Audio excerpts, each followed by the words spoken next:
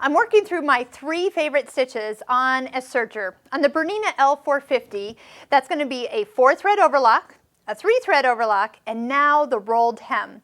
So if you're set up for a 4-thread overlock, what we need to do is take our scissors, clip the needle thread, and then remove the spool of thread that you're no longer using.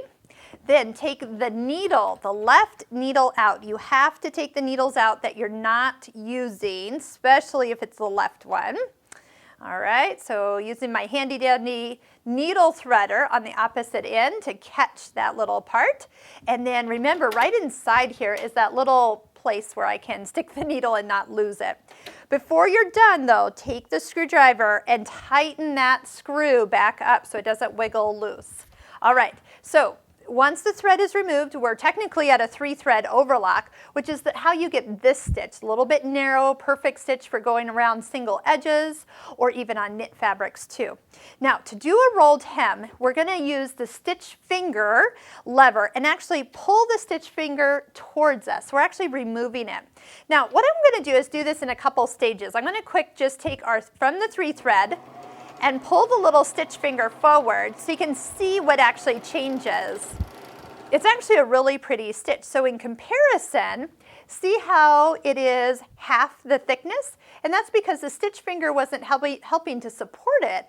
It folded over. So now we have like this little, it's starting to collapse and starting to roll. Now it's not rolling specifically. Our loopers are trying to stay close to the edge. Trying is the key word there. But now for rolled hem, that's when you take the lower looper, which happens to be the red one, and start to tighten it.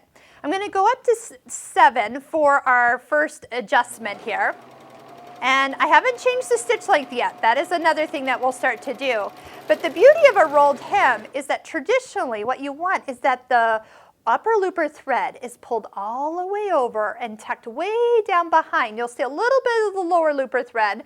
You can see a little bit of the red, but not too much. And see how nice and delicate that is? So compared, it looks similar to what we had before, but obviously the looper has rolled over and started to turn that edge. The next thing to do is take your stitch length and see where the R setting is.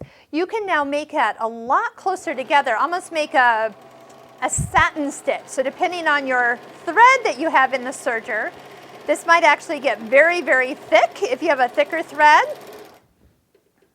But now in comparison, let's compare to the last one here, you can see you have more of a defined edge and it pulls it all the way around to the back side. That is such a pretty rolled hem.